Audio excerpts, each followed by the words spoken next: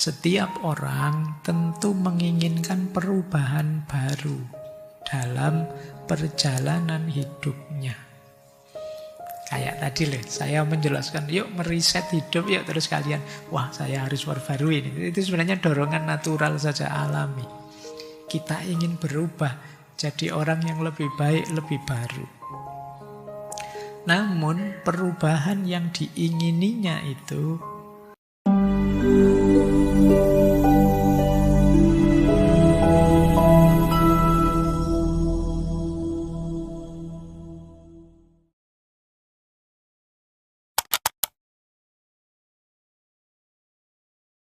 Assalamualaikum warahmatullahi wabarakatuh. Bismillah, mari kita lanjutkan belajar kita, ngaji kita. Semoga kita semua tetap bisa istiqomah belajar. Karena kemuliaan manusia itu terletak pada ilmu, dan ilmu kita peroleh melalui belajar. Baik, kita mulai saja ya, biar tidak lama-lama. Tapi sebelum masuk ke kitab, saya sedikit ingin membahas ini. Kapan itu saya ada kajian, ada pertanyaan menarik. Yaitu, Pak, gimana sih Pak? Apa mungkin sih Pak saya mereset? Kan kita kayak HP itu loh, kalau sudah tidak karu-karuan, isinya sudah dipakai, sudah seret, sudah ruwet, daripada sumpek-sumpek terus kita reset. Jadi kita kembali ke settingan awal lagi, memulai hidup yang baru lagi. Saya sering ditanya juga oleh teman-teman, biasanya yang muda-muda, Pak, saya kalau begini bisa enggak Pak? Saya begitu mungkin enggak Pak? Itu biasanya kalau masih muda saya jawab, ala jalan saja. Nanti kalau meleset ya balik lagi. Wong masih muda, coba saja menjelajah kemana-mana. Enggak usah terlalu banyak overthinking. Wong masih muda saja kok. Coba di situ, nanti kalau enggak cocok ya ganti. Kalau enggak cocok ya balik lagi. Kalau ruwet, seruwet-ruwetnya ya di reset gitu aja. Nah, ini menarik pertanyaan meriset itu. Jadi gimana sih caranya meriset hidup itu? Gimana kita kayak di pom bensin itu kembali ke nol itu gimana caranya? Kalau saya yang pertama tentu saja kita harus berhenti sebentar.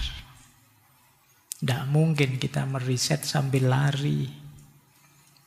Jadi kita mundur sebentar, luangkan waktu sebentar, terus hentikan sebentar rutinitas kita sehari-hari. Nah, ini untuk apa? Refleksi. Untuk memberi ruang jeda, ruang kosong. Lah kalau kita tidak berhenti gimana kita bisa kembali?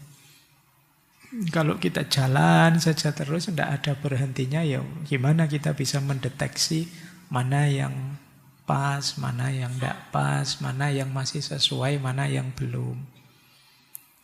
Tapi berhenti sebentar ini tidak kok terus sekedar berhenti ya. Kalau sekedar berhenti ya banyak di antara kalian tiap hari sudah berhenti. Rebahan saja kerjaanmu tiap hari ya. Nah, kalau kesibukanmu hanya rebahan, ya berhenti sebentar dari rebahannya untuk merenungi hidupmu. Jadi setelah berhenti, terus kalian evaluasi diri. Apa sih yang saya inginkan? Apa sih yang saya rindukan? Mengapa kok saya rasanya tidak in dengan hidupku sendiri? Kenapa saya merasa hampa? Kenapa sih saya rasanya tidak berarti, tidak bermakna? Kok aku gelisah terus? Kok aku tidak nyaman bahkan dengan diriku sendiri? Setiap kali berkaca nonton diriku sendiri kok rasanya sewebelnya luar biasa. Misalnya kalau ada yang begitu ya. Nah, coba kalian evaluasi. Karena kadang-kadang kita itu menjawab apa yang aku inginkan saja tidak bisa. Jadi apa sih yang aku inginkan itu mikir apa ya, itu sih kita apa ya. Jadi karena kita tidak terlatih melakukan refleksi diri, membaca diri kita. Maka setelah tadi berhenti sebentar, terus evaluasi diri. Boleh sambil membawa catatan, tidak usah malu-malu, tidak apa-apa bawa kertas, pulpen. Kalau males tidak ada kertas lagi, tidak ada pulpen di rumah karena selama ini pakai gadget, ya tidak apa-apa, gadgetmu diambil, dipakai. Untuk nulis, apa yang saya inginkan, apa yang ingin saya pertahankan dalam hidupku ini, apa saja yang harus saya lepaskan. Aktivitas apa yang harus saya hentikan, aktivitas apa yang harus saya kurangi, aktivitas apa yang harus saya mulai lakukan. Coba ya, latihan mulai refleksi seperti itu. Untuk dirimu sendiri. Tulis sejujur-jujurnya. Kalau untuk dirinya sendiri tidak pencitraan kan tidak apa-apa. Kalau diposting di medsos itu biasanya kamu ada pencitraannya mesti. Tapi itu tidak usah dibayangkan ini nanti diposting dibaca orang banyak. Pakai untuk dirimu sendiri saja. Sejujur-jujurnya tentang dirimu. Kalau jelek bilang saja jelek, ngaku saja. Tidak usah cari-cari alasan. Kalau Pak saya itu ada aktivitas ini loh Pak, yang saya tahu ini sebenarnya tidak boleh. Ini sebenarnya, tapi orang sedunia tidak tahu. Tapi jujur saja pada dirimu Pak, ya ini tidak boleh sebenarnya. Ya, entah itu download video-video yang itu, atau kamu sering apalah gitu, kamu ngerti lah sebenarnya, kamu sudah tahu. Tapi itu nanti taruh di daftar ya. Mana yang harus aku tinggalkan, mana yang harus aku tambahkan, mana yang harus aku pertahankan. Itu evaluasi diri. Terus, kalau sudah, biasanya masih ada problem dengan yang sudah terlanjur melekat. Tapi kamu ingin melepaskan. Nah, ini mulai perjuangan. Perjuangan ketiga itu melepaskan beban lama. Menaruh bebanmu yang menurutmu tidak relevan lagi. Apakah itu hubungan? Apakah itu kebiasaan? Apakah itu pola pikir bahkan? Termasuk pekerjaan. Jadi ini kalau dulu kita belajar hidup minimalis, ini decluttering. Jadi kalau ada apapun di hidup kita yang tidak penting, sisihkan saja. Ya nanti itu bisa ditulis lagi ya di daftar. Lepaskan beban lama. Coba dicek ya, yang paling membebani pikiranmu dan tidak produktif. Sisihkan dulu. Jadi yang ini Pak, saya tiap hari overthinking tentang ini saja. Dan tidak progres dan tidak produktif juga, pinggirkan saja dulu. Jadi ini namanya melepaskan beban lama. Termasuk hubungan. Hubungan itu dengan teman, dengan sahabat. Pak, teman saya ini toksiknya luar biasa. Pak, sumpek aku Pak. Ya sudah, pending dulu. Bukan berarti tidak berteman lagi. Ambil jalan untuk melepaskannya. Ya nanti kalau kembali lagi, kalau kalian sudah hebat lagi, sudah kuat. Tapi harus berani melepaskan. Kalian yang tidak berani melepaskan ya akan tetap dengan beban lama yang tidak selesai-selesai. Oke, ini kalau di tasawuf itu ada istilah taholli, pembersihan, bersih-bersih. Termasuk sekedar pikiran. Kalau sudah yang keempat, ini tahalli, mengisinya dengan hal-hal yang positif. Yang pertama apa? Tentukan arah. Jadi tentukan ulang arahnya. Kalian ingin apa sekarang? Ingin menuju kemana? Nilai-nilai apa yang ingin kalian tegakkan sejak sekarang? Nah misalnya, Pak, mulai sekarang saya ingin lebih soleh misalnya. Nah, mulai sekarang saya ingin lebih intelek lagi.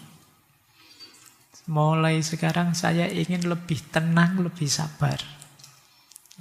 Jadi itu memberi arah pada hidupmu sendiri. Karena hidup yang tanpa arah itu ya kamu sulit mengevaluasinya. Ini maju apa mundur ya? Ini progres apa regres saya itu? Tapi kalau kamu punya arah jelas, oh ini saya maju karena saya lebih dekat dengan tujuanku. Maka menentukan arah jadi kunci. Saya agak sakit-sakitan, Pak. Mulai sekarang saya akan memulai hidup sehat.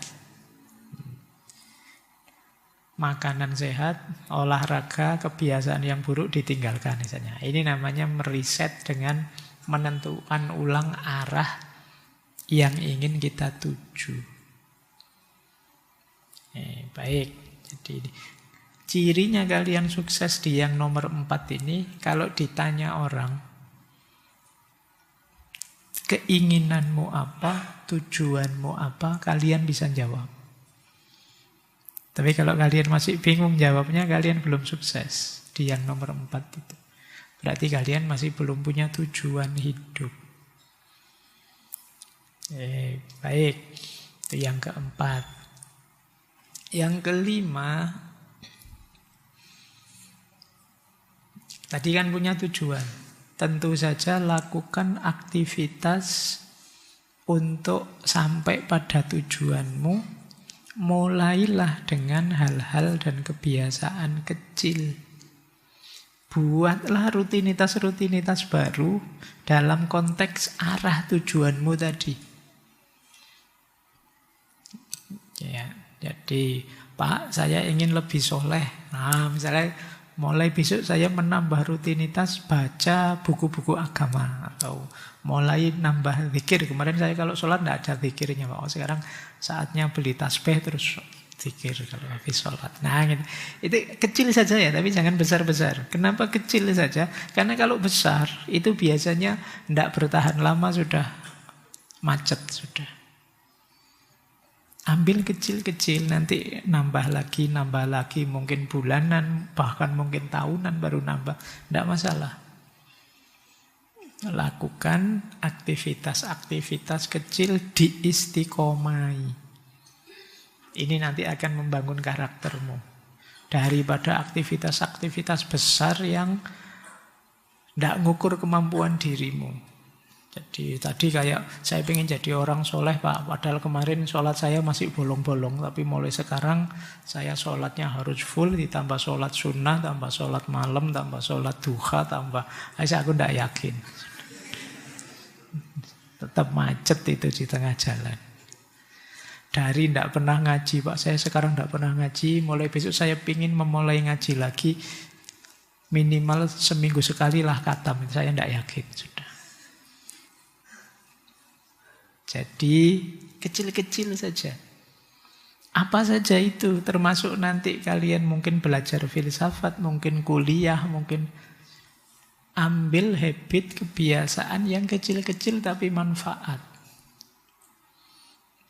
Pak, saya usahakan tiap hari baca buku minimal 10 halaman, itu masih make sense. Tapi begitu kamu ambisius, wah saya target Pak setiap hari 1 buku lah saya minimal. Tidak yakin aku. Istiqomah. Nulis juga begitu, kalian akademisi ini kan tuntutannya menulis. Istiqomah kan saja, menulis 1 halaman, 1 halaman. Itu 1 bulan 30 halaman. 3 bulan bisa 1 buku. 100 halaman. Nah, diistiqomai malah jadi. Daripada sekarang ambisiusnya luar biasa nulis, besok sebulan selanjutnya macet. Tidak ngapa-ngapain. Jadi caranya begitu ya, kebiasaan kecil. Kemudian cari circle yang cocok. Kalau tidak ada ya bangun. Bangun itu bikin. Jadi Mungkin di antara yang mendukung, memudahkan kita meriset hidup itu ya lingkungan baru. Karena kadang-kadang lingkungan lama itu vibe-nya masih vibe lama. Susah kita move on, tapi begitu ada lingkungan yang baru lebih mudah memulai cerita yang baru. Kalau tidak ada bikin, mungkin nyari teman yang satu visi, atau nyari orang-orang yang bisa mendukung kita. Dan yang terakhir jangan lupa dukungan aspek spiritualnya. Nanti ada istilah spiritual reset. Jadi reset, diset ulang. Ya, kalau dalam agama spiritual reset itu ya taubat. Jadi yang lama-lama, yang jelek-jelek dibuang, diambil yang baru, taubat. Atau seperti teorinya Paul Ricoeur, second naivete. Jadi second naivete itu, kalau di Ricoeur kan ada teori manusia itu ada first naivete, kemudian kecurigaan mulai kritis, dan yang kedua second naivete. Ini teori yang berhubungan dengan hermeneutika kalau di Paul Ricoeur itu. Jadi dalam beragama misalnya, kita itu awalnya hanya patuh pasrah saja. Jadi beragama dengan cara mematuhi secara simbolik, secara literal, apapun yang diajarkan pada kita. Ini namanya first naivete. Terus kemudian karena pikiran kita tambah pinter berkembang, kita mulai bertanya-tanya, mengapa sih kok ini saya lakukan? Mengapa sih kok begitu? Apa sih gunanya? Nah, ini fase namanya suspicious. Fase ingin tahu. Kayak dulu loh, kalian ini kan hampir semua misalnya Muslim, itu kan awalnya karena orang tuamu Muslim saja, terus ikut-ikutan. Disuruh sholat, ya sholat. Disuruh puasa, ya puasa. Tapi sekarang jadi mahasiswa, mulai bertanya-tanya.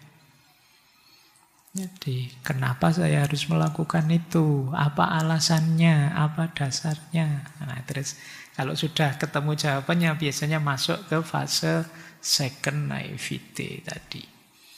Ketika kita punya makna sekarang, lebih sadar kenapa saya melakukan ini, kenapa saya melakukan itu.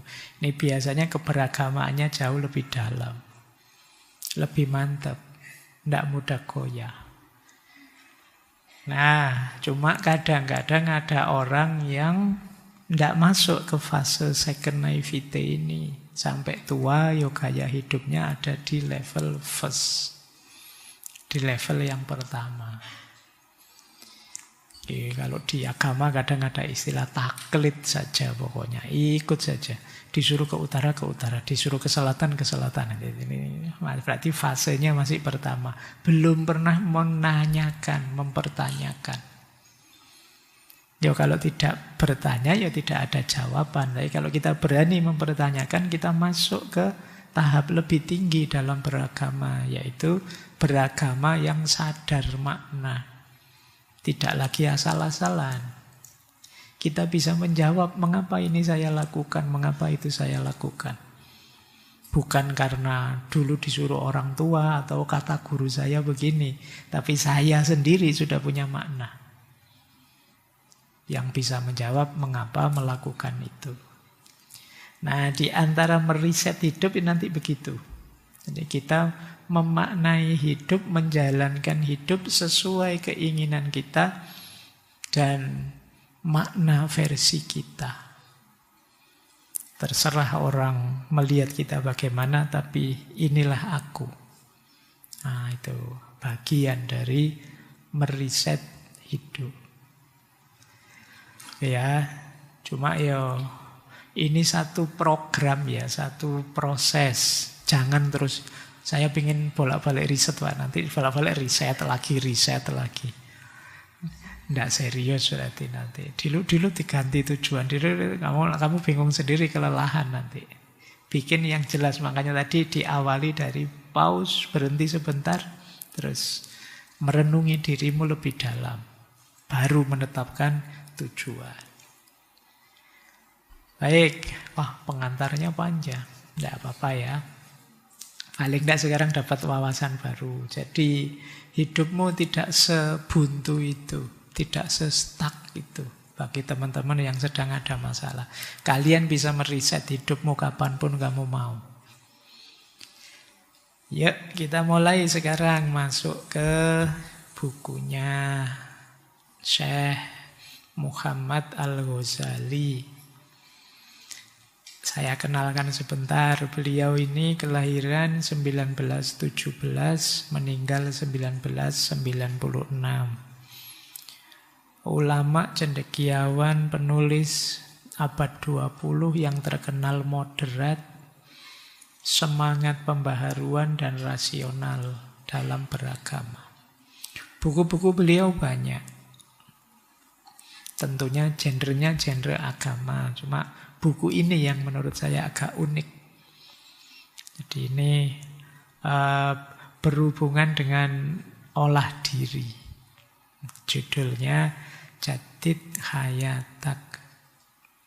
Ada yang bilang beliau sesuai namanya banyak dipengaruhi oleh Imam Ghazali juga. Nama beliau Ghazali banyak dipengaruhi Imam Ghazali, khususnya dalam konsep-konsep tentang pembersihan jiwa.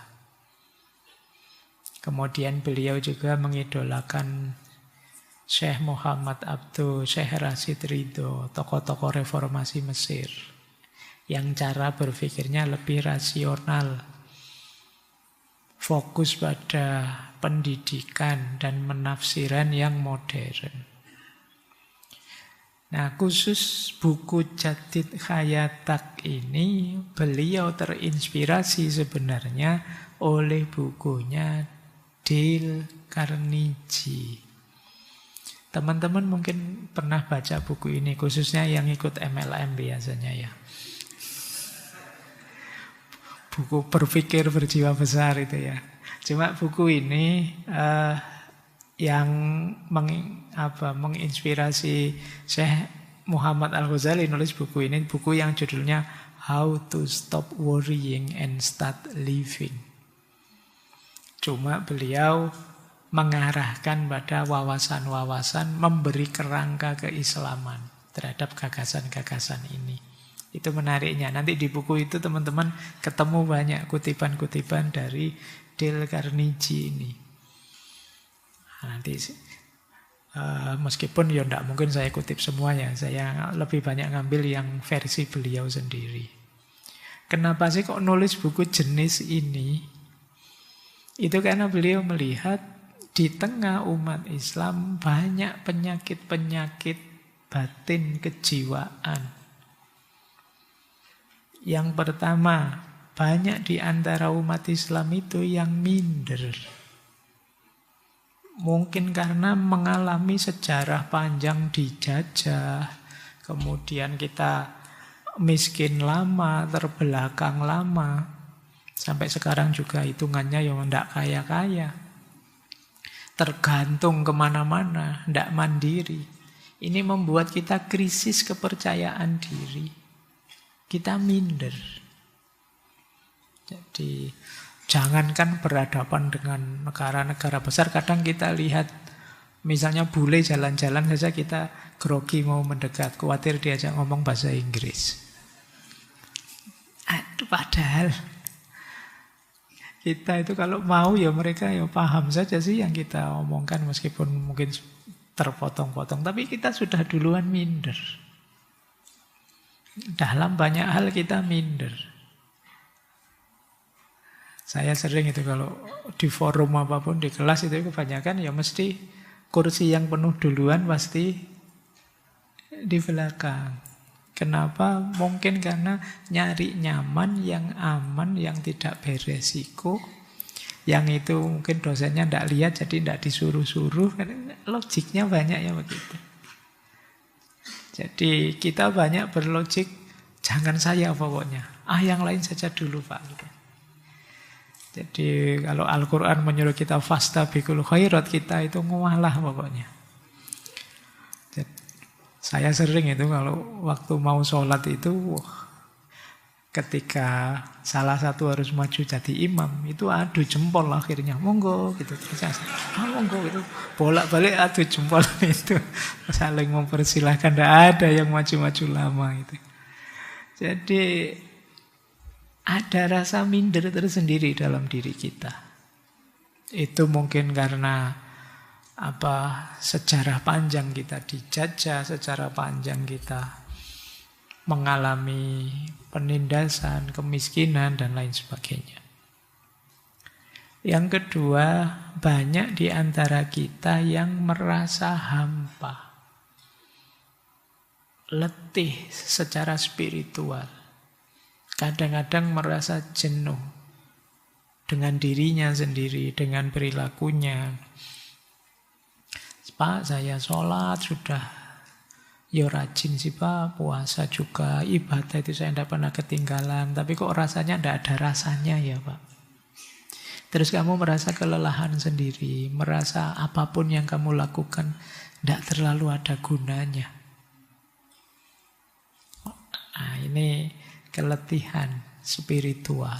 Problem mungkin banyak di antara kita ya. Kemarin kita membahas Biang Chulhan itu bagaimana kondisi manusia hari ini yang satu di antara tiga. Kalau tidak narsis, ya burn out. Dan pada akhirnya depresi. Narsis berlebihan, burn out berlebihan, ya akhirnya depresi.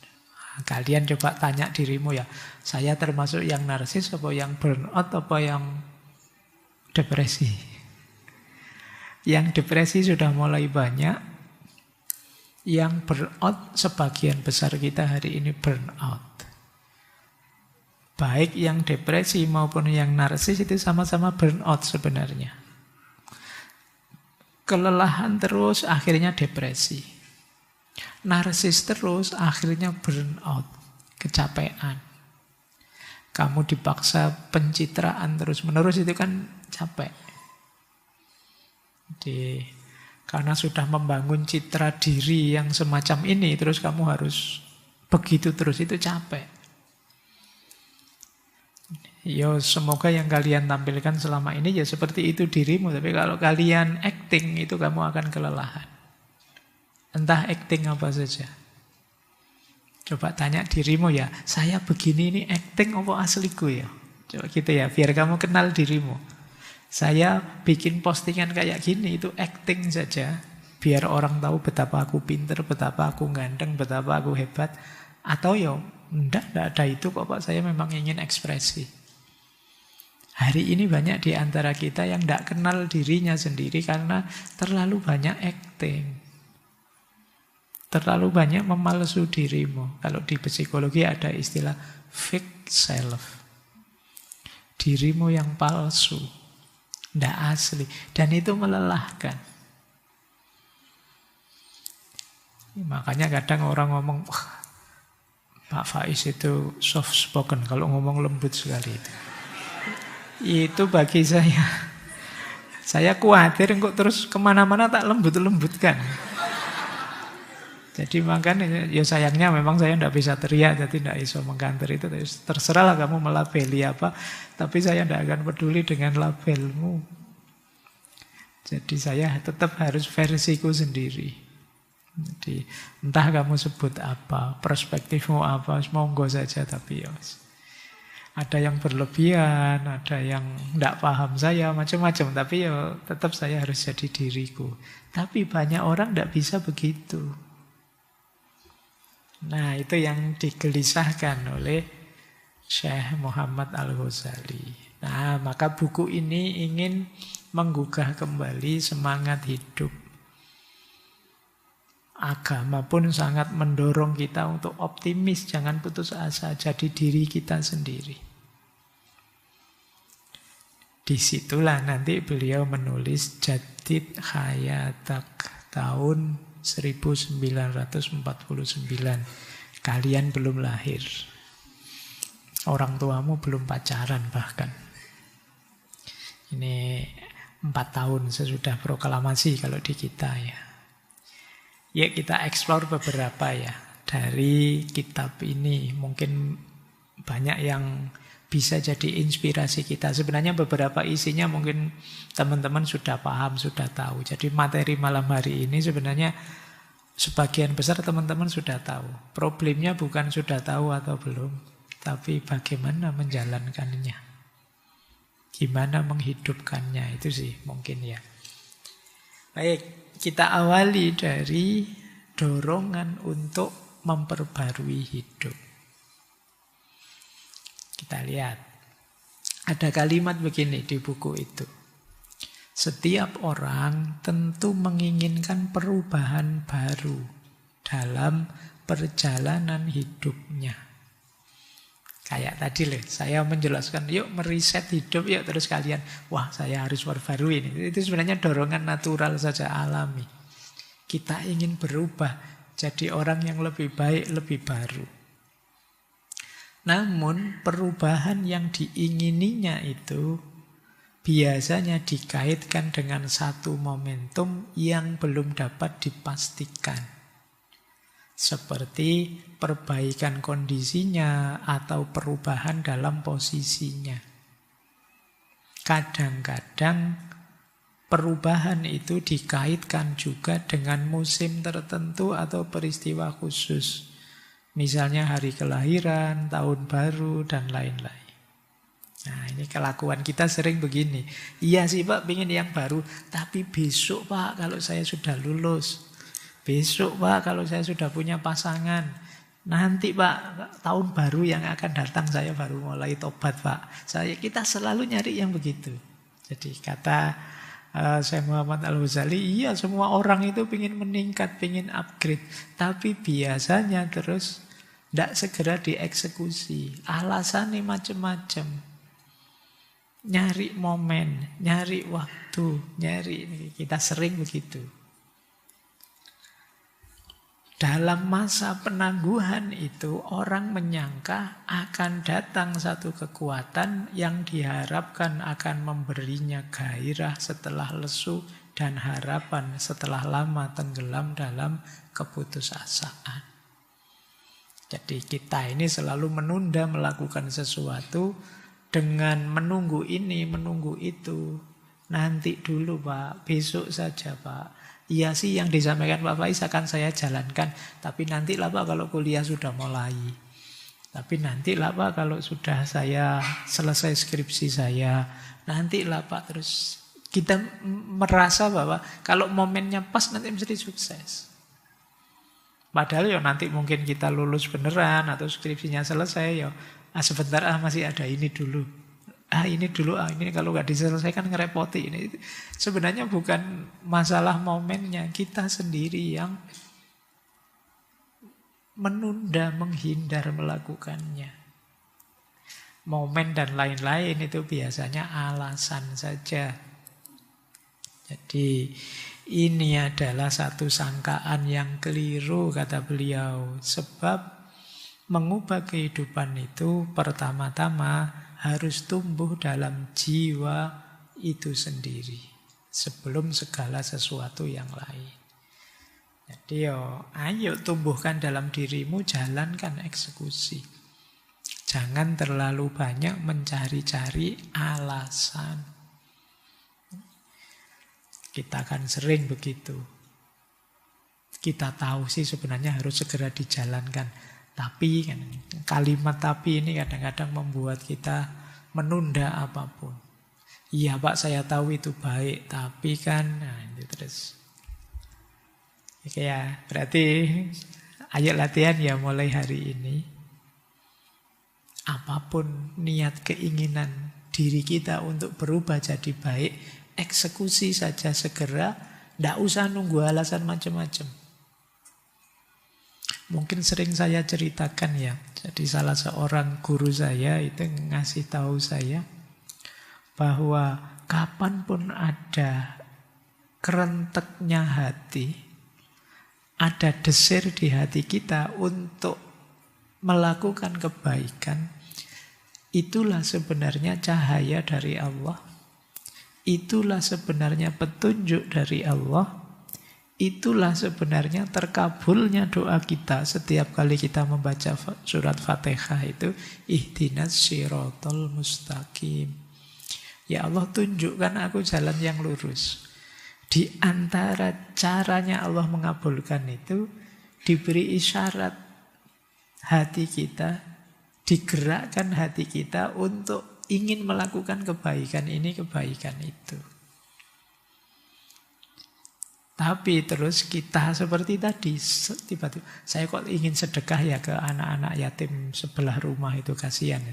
Tapi begitu ada ini terus, tapi nanti saja wong yo masih banyak waktu. Ini namanya menunda eksekusinya. Biasanya kalau sudah begitu terus tidak jalan.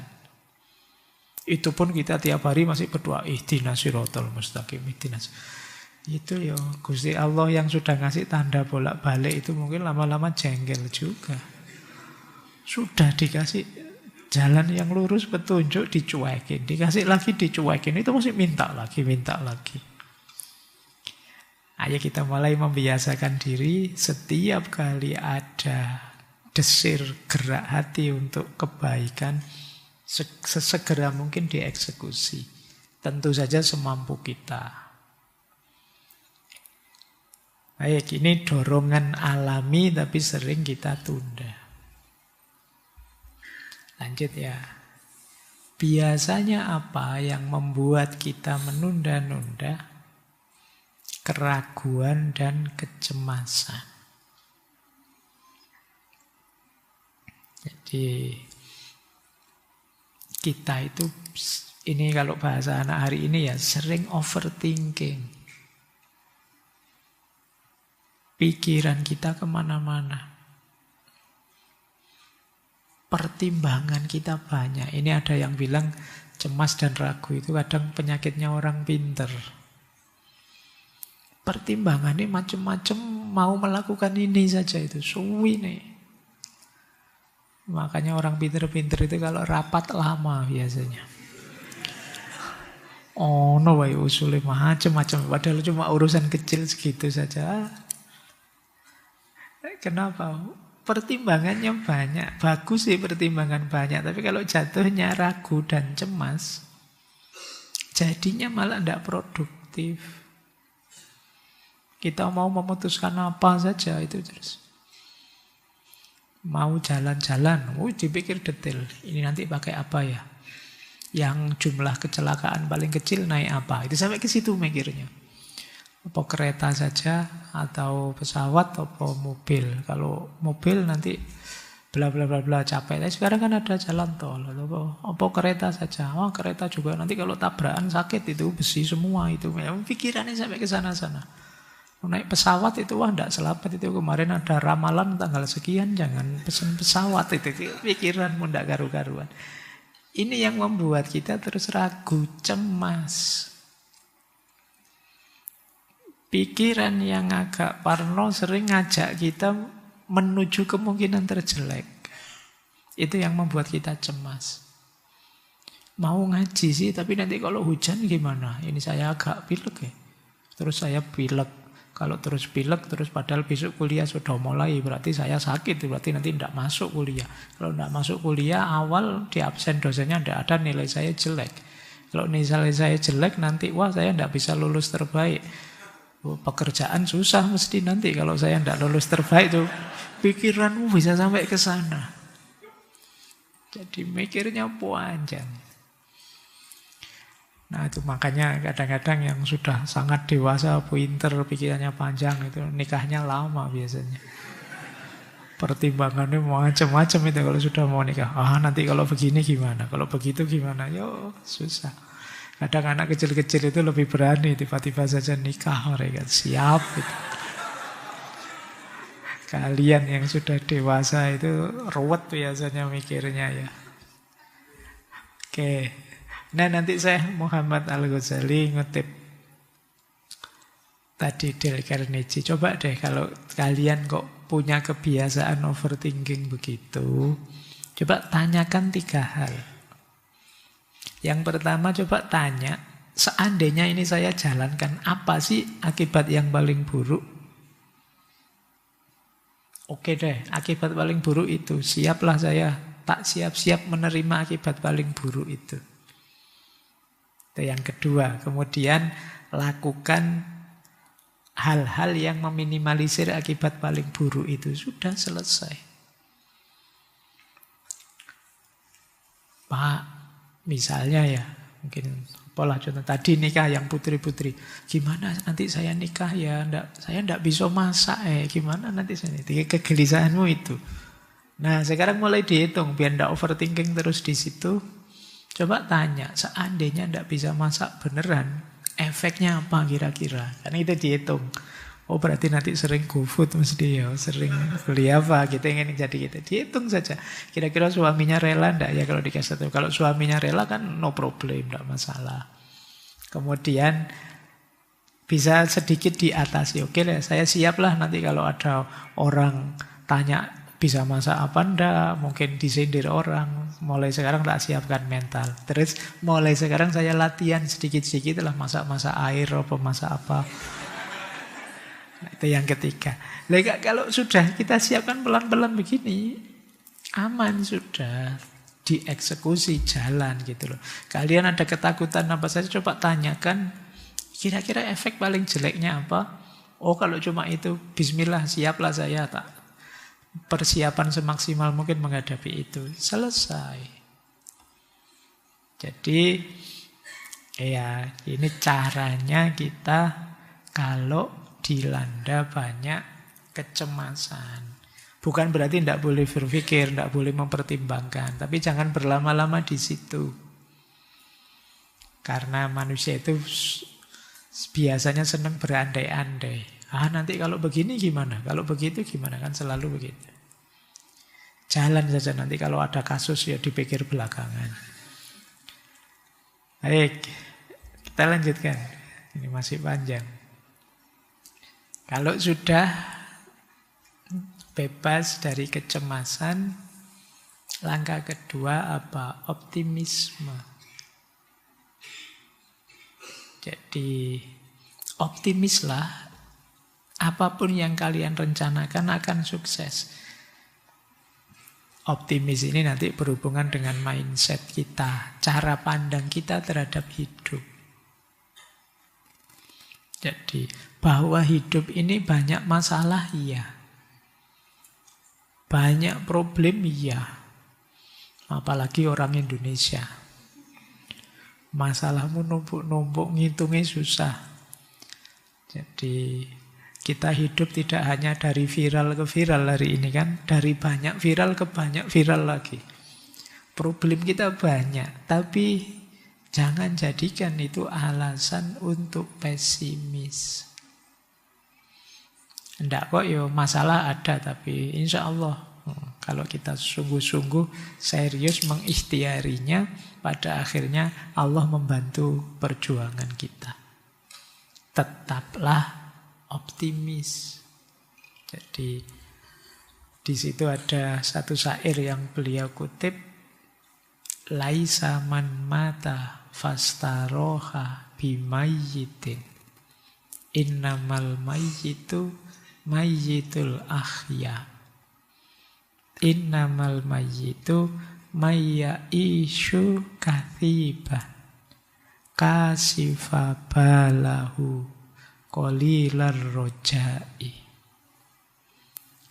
Jadi orang yang mati dan beristirahat, jadi orang yang mati kemudian tidak tentu saja selesai jalan hidupnya, sebenarnya itu bukanlah mayit yang sejati, kata beliau. Sesungguhnya mayit yang sejati itu orang yang belum mati tapi sudah seperti orang mati. Jadi orang yang mati dalam hidupnya. Kata beliau, cirinya apa? Innamal mayyitu man ya'ishu kathiban. Orang yang murung tiap hari. Orang pesimis itu kan murung. Masam mukanya dan tidak punya harapan. Tiap hari merengut saja. Iya, kita tahu sih tiap orang ada masalah, tapi kan akan selalu ada sisi positif, sisi nikmat dalam hidup kita kok. Jadi tidak patut kita hanya merengut saja, seolah-olah Allah itu tidak memberi setitik pun kebahagiaan dalam hidup kita. Bahkan nanti kata dulu kita bahas ya, Syekh Hasan Al-Basri itu cirinya orang akhlaknya baik, yang paling kelihatan itu mudah senyum, murah senyum. Orang murah senyum itu menampakkan rasa syukur, menampakkan kegembiraan dia bisa menikmati hidup. Tapi banyak orang yang merengut terus. Kita ketemu itu jadi tidak enak sendiri. Kan kalau kalian ketemu orang kok terus merengut saja, itu kan kita di dekatnya juga tidak nyaman.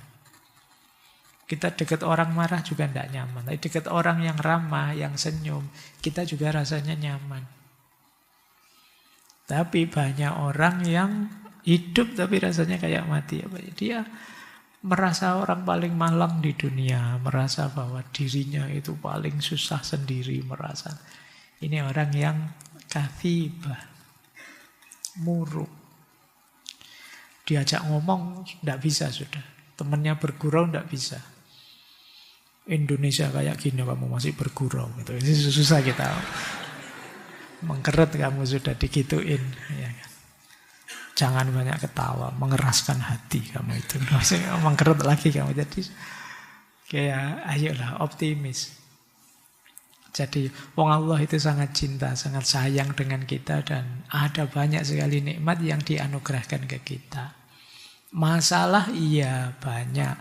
Bahkan masalah itu pun bagian dari anugerahnya Allah untuk membuat kita kuat, membuat kita tangguh, untuk menguji sejauh mana kualitas diri kita. Jadi optimisme nanti lawannya putus asa. Putus asa berarti menganggap hidup ini sudah selesai. Saya tidak mungkin sukses lagi. Saya tidak punya harapan lagi. Kalau dalam Islam putus asa itu disetarakan dengan kufur. Kenapa putus asa itu disebut orang yang kufur? Karena orang putus asa itu orang yang lupa bahwa Allah itu ada. Kalau orang ingat Allah itu ada, tidak mungkin dia putus asa. Karena apa sih yang tidak mungkin kalau Allah menghendaki? Optimislah karena Allah masih ada. Apapun itu keinginanmu. Kalau kalian ingin Indonesia emas Pak 2026, itu ya semoga diamini saja Bang yo, doa yang baik. Siapa tahu nanti ada peristiwa besar apa, itu negara yang lain-lain kacau, tinggal Indonesia saja misalnya. Oke ya, jadi ayo optimis. Bagaimana kita bisa memperbarui hidup kita kalau kita tidak optimis? Jadi kalau kita merasa tidak mampu, tidak bisa, putus asa, ya tidak mungkin kita memperbarui hidup. Optimislah bahwa kita bisa. Lanjut. Selain optimis, tentu saja jangan berhenti belajar. Tapi belajar dapat ilmu yang tidak sekedar untuk diingat dan dihafalkan. Ilmu yang berefek dalam hidup kita. Ilmu yang berdimensi amal. Amal itu selain aplikasinya ilmu, juga jalan kita untuk menjaga ilmu. Jadi, gimana cara kita menjaga ilmu? Dengan menjalankannya. Ini yang kalau orang Jawa punya rumus, ngelmu kuwi kelakone kanthi laku. Laku itu membuat pemahaman kita utuh. Kalian misalnya ya, tentang pernikahan. Sebanyak apapun kalian baca buku pernikahan, Tapi kalian tidak menjalaninya, tetap akan lebih dalam wawasannya, pemahamannya yang sudah menjalani langsung.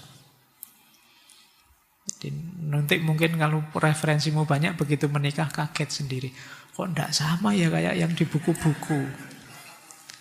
Kemarin kamu ngaji nih mantap sekali. Wah, haknya suami, kewajiban istri. Wajah detail, begitu jalan. Tidak bodoh.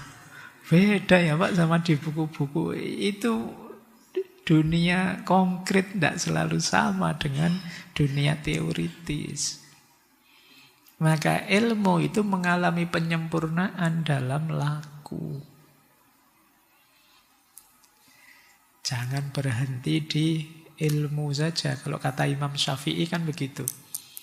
Bahwa semua manusia itu hancur.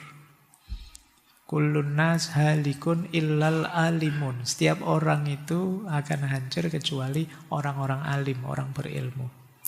Tapi setiap orang berilmu, kullul alim halikun, hancur juga kecuali amilun, kecuali orang yang mengamalkan ilmunya. Dan pada akhirnya orang beramal juga akan hancur kecuali yang ikhlas. Amal kalau masih banyak pamrihnya ya efeknya negatif juga, belum optimal juga. Tapi yang jelas di sini beliau menunjukkan pengetahuan itu harus gandeng amal. Bahkan kata Syekh Muhammad Al-Ghazali, pengetahuan yang paling nempel ke pikiran kita adalah pengetahuan yang kita jalankan. Pengetahuan yang ada di kepala kita. Itu yang istilah beliau malakah. Malakah itu kita pahami, kita miliki. Tidak sekedar kita ingat. Banyak pengetahuan yang hanya kita ingat. Berarti tidak nyambung dengan kehidupan konkret kita. Itulah kenapa mahasiswa semester 5 meskipun sudah semester 5, kalau ujian semester 1, saya tidak jamin lulus. Kenapa? Kemarin pengetahuannya hanya diingat. Bukan pengetahuan yang melekat, yang malakah. Pengetahuan itu jadi malakah kalau dihidupkan, digerakkan.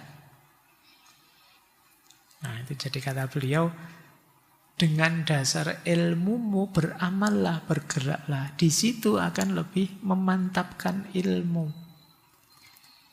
Bahkan beliau menyebut begini, orang mukmin yang selalu menjauhi perbuatan maksiat serta tekun menjalankan kewajibannya, dengan kebiasaan yang terus-menerus ini, dia akan memperoleh ketajaman dalam akal pikiran dan peka. Perasaannya halus, yang dengannya dia dapat membedakan yang baik dan buruk. Jadi ilustrasinya begini. Kita dulu kan belajar, ini harus saya lakukan, ini jangan saya lakukan. Kita ngerti teorinya. Terus kita jalankan. Begitu lama-lama kita jalankan, kata beliau, pada akhirnya kemungkinan hati kita sudah nyambung dan kita peka. Kadang-kadang tidak harus mencari dalilnya pun kita ketika melakukan yang salah, yang dosa, yang maksiat, tidak enak sendiri. Tidak nyaman sendiri. Itu namanya hatinya sudah peka dengan kebenaran. Jadi tidak selalu kemudian kita masih hafal dalilnya, masih ingat dasarnya, tidak. Ketika sudah diulang-ulang, dilakukan terus, lama-lama justru batin kita, hati kita beradaptasi. Terus peka sudah kita tentang, saya tidak tahu dalilnya apa, tapi menurut saya ini terlarang sudah. Ini namanya peka, hatinya sudah terlatih halus. Sama kayak ngaji. Ada banyak orang yang tidak hafal sih Al-Quran, tapi saking seringnya dia ngaji, kalau ada orang ngaji salah dia ngerti. Kamu salah itu tadi. Benernya gimana? Saya tidak hafal, tapi coba ke sini. Saya tahu itu kalau salah. Karena dia sering ngaji.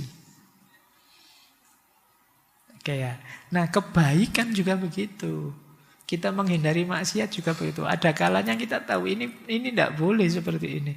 Terus orang tanya, kamu ngerti tidak boleh loh? Apal kok dalilnya mana? Tidak hafal sih saya, tapi rasanya saya tidak boleh. Kenapa? Kita sudah terlatih di situ batin kita. Nah itu yang menurut beliau pentingnya ilmu digandengkan dengan amal. Membangun kepekaan batin kita. Jadi kenyamanan diri kita ketika dalam kebenaran. Sehingga ketika melakukan yang tidak benar, kita merasa tidak nyaman. Jadi yang kedua ini ya, untuk membangun hidup yang baru, tentu saja kita harus belajar mencari ilmunya. Tapi ilmu yang tidak sekedar dihafalkan, ilmu yang dijalankan. Jadi bukan ilmu buku, tapi ilmu laku. Tidak ada gunanya kalian mengoleksi buku sebanyak apapun kalau tidak mencahayai hidupmu. Karena ilmu itu alat untuk kita mengupgrade kehidupan kita sesuai ideal yang kita inginkan.